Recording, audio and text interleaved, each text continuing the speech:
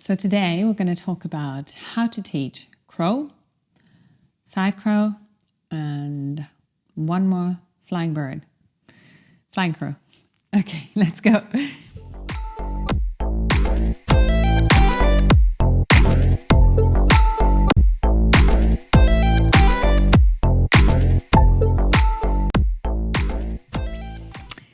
Okay, so usually this comes in within a sequence. So your wrists and your shoulders are going to be warmed up. Since I didn't do that yet, let's just quickly try and warm up the wrists and the shoulders a little bit. Let's just go like this and circle a little bit. I don't like the circling too much, so try and like really grab the floor, push the knuckles down. And let's stretch it for a moment. Make a fist, come down, and try and keep the fist while you come up. This might be hard. Keep going. Right? This has a lot in my wrist. So it depends on how much strain is going on in your wrist, right? The most important thing about all these inversions is you teach your students to push the knuckles down, to lift the first knuckle, the second knuckle, like the middle one. Lift the middle one and push the first one down. And to bring the elbows back, like in any plank position. So I'm going to show you in plank. Let's do plank together for a moment. Just for the purpose of the video, try and warm up a little bit. So you're going to push this knuckle down and lift this knuckle up. That's going to prepare you for handstands, right? Or you students, right? So you're going to keep going like this, lifting the chest, pull the belly in, and breathe. It's a great warm up for the wrists and the shoulders.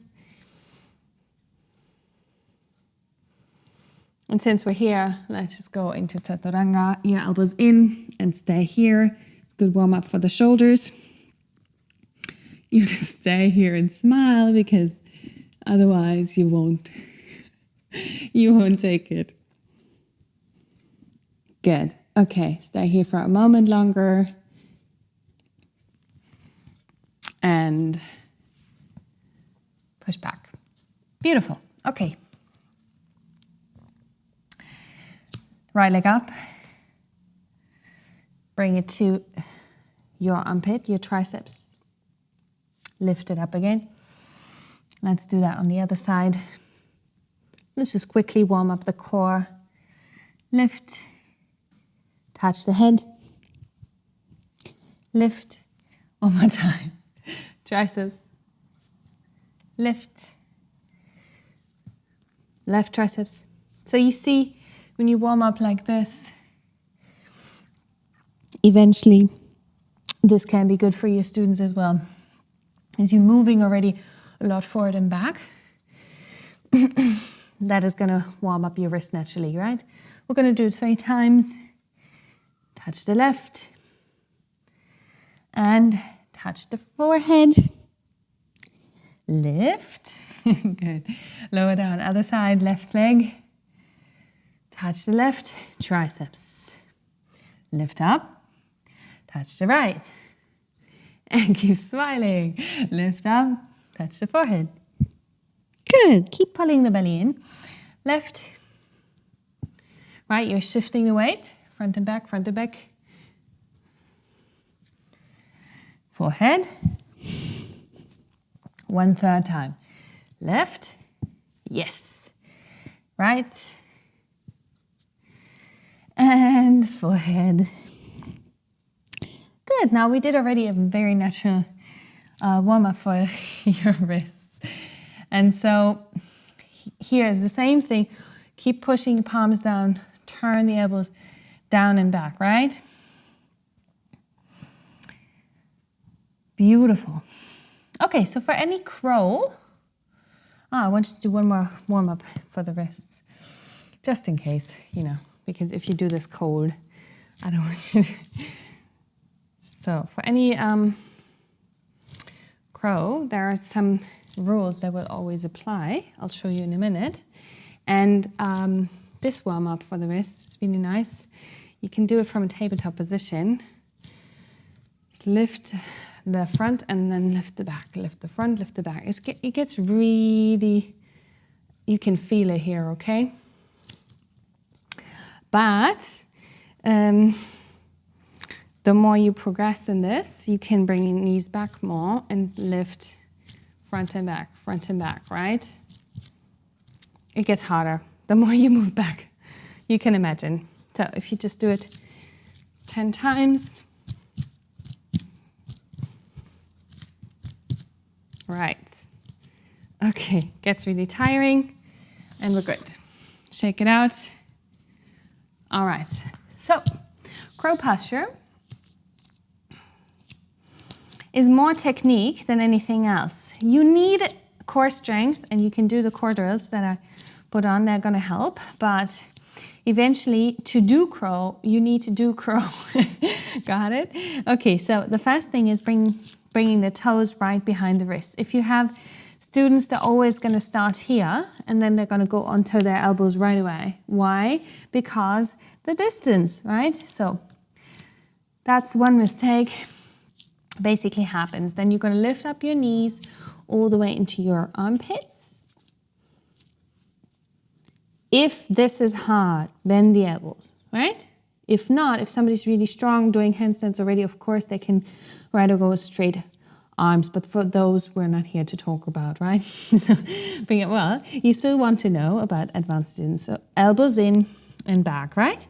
If you're going to go tell them to lift the feet, don't tell them to lift the feet right away. I teach them to lift one foot. That way they will learn to like build up half the strength and then alternate lifting the other, right? If they can do that, you have to tell them to point the toes. It's going to activate all the way up. If they can do that, then that's when they can try and touch the toes. Maybe straighten the arms. Keeping the butt up is the hardest part about this pose, right? So a lot of times when you teach crow, you're going to see something like this.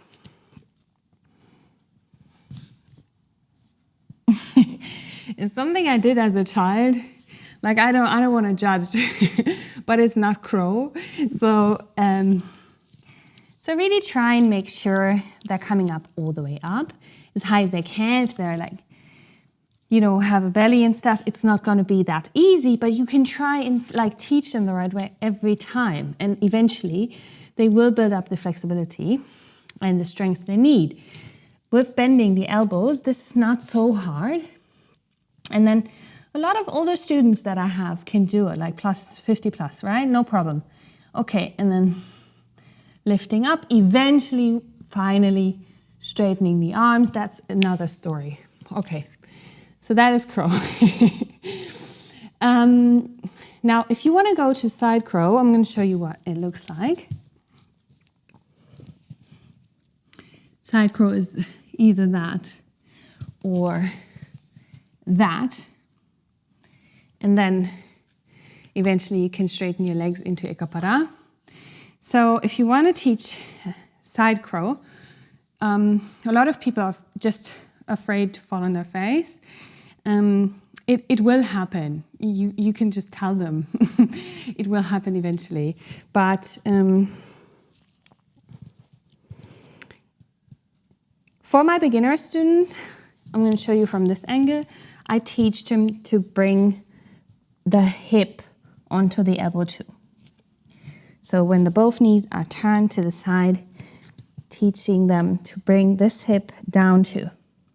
It'll make it easier. And then you can bring even the head on the floor. And they just learn to feel the balance, right? It's really scary for them. Eventually lifting the feet, eventually lifting the head. That is the baby version of the side crow. If they manage to get better at it, I leave the butt up, right? and they learn to do it this way. Chest forward is an important one. A lot of people don't do it in arm balance. Any arm balance needs, I think almost any arm balance needs to have an activation through the spine, and that's usually chest forward. So if you teach them to keep the butt up, it'll be much more core work. When you go into something like this, it'll be more harder, right? So I'm going to teach you first the way I teach my beginner students. It'll be like coming onto the thigh, right?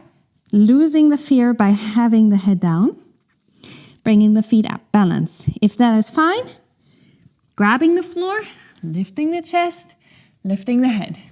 If that is fine, I'm still having my hip on the elbow now, right?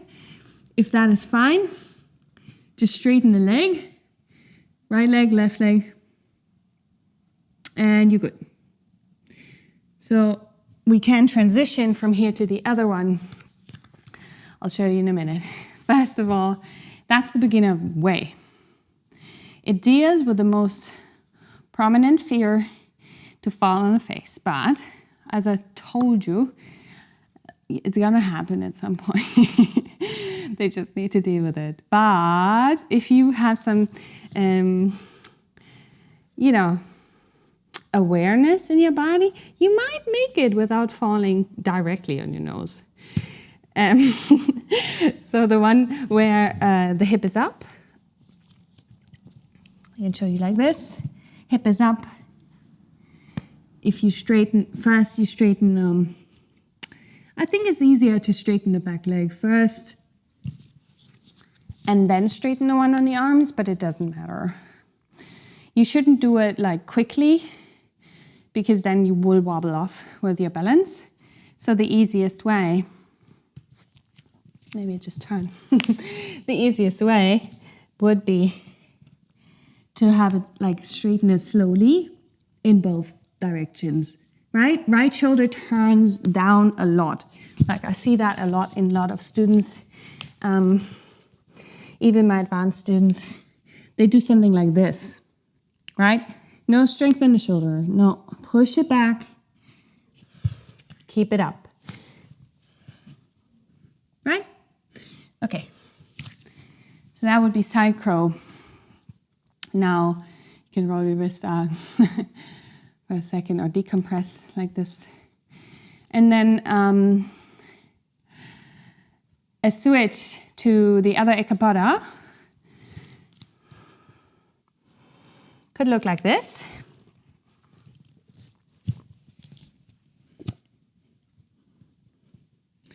So you're in side crow, let's say left side is down, right side is up. You're going to pull the right leg forward, lift the left leg off, and straighten both legs again. That is the other EKA PADA Koundinyasana, right? Again, we can do it on the other side. There's not much to teach other than holding it from the core, and that will develop over time. If you do know how to do the side crow, the transition eventually will come. So you pull the upper leg in, bring it on top like we did on the other side. Then there's a brief moment where your other leg will just fall off. You need to address that by not dropping the foot and eventually straightening again both legs, right? I'm sweating. Good, okay, so we did those two, and I think I wanted to just add one more because it's really relevant. It's the same family, the flying crow. I advise you to have you yourself and your students warm up the hips before. So by coming from a class, that shouldn't be a problem. Just standing postures mostly. And then you can come into a figure 4 position, not even 3, right? Figure 4 position, flexing the foot so the knee's safe. You're bringing the butt back and lift the chest forward. Come like this. Now from here, just be patient. A lot of the students I have some compromised hip flexibility. It's not a problem. They can still do this posture. They just need the time to like be in this pose and maybe do some lizards for warm up, you know? So then when they exhale, every time your upper body comes closer to your leg. When you reach the floor with your hands, if that's not the case, you just have to walk forward more and bring it closer. When you reach the floor, you want to wrap this foot around the shoulder, push into the ground, grab, and then slowly lift the leg up. Now this is just like crow, only we have the leg up, and it could be easier because there's a leverage thing going on, but then lifting the right leg up will be some core action, and it feels great. It's a great pose. So most importantly, there's this action here, this foot. And with the lifting, there's a little bit of core. I'll try and do the other side. So you have both angles. There's a little bit tighter in my hip. So same for me. I have to come forward from the hip, spine, and just breathe here for a moment. Just use the time. It's almost like a double pigeon posture. So if you're gonna teach your students this one, they don't have to do the other one. Bring the hands down, wrap the foot around, right? They will slip, a lot of them slip. And then the posture, they won't get the leg up unless they're crazy strong. But it's okay, you know, it's the start. Push the fingers, again the knuckles, right? And then wrapping the foot. Just lifting one foot up is okay. But if you're gonna lift the leg, you're gonna need some strength. Keep the chest and the chin forward. When you come down, bring the knee in again. Okay, so if you try this one, you should be over the point where you are scared to fall on your face, but still this can happen. Again, it's really important to have the leverage from the foot pushing against the arm and the most up you can go. Same thing as we said in the beginning for crow. If the knee is all the way up, it'll be so much easier. Same thing here. If the foot is all the way up, this will be really helpful for the pose because I'm just gonna be mobile. Whereas if the foot is here, I'm gonna slide off, right? Good. Okay, so let me know if you have any more questions about this. I'll gladly answer them. Yeah, good. See you next time.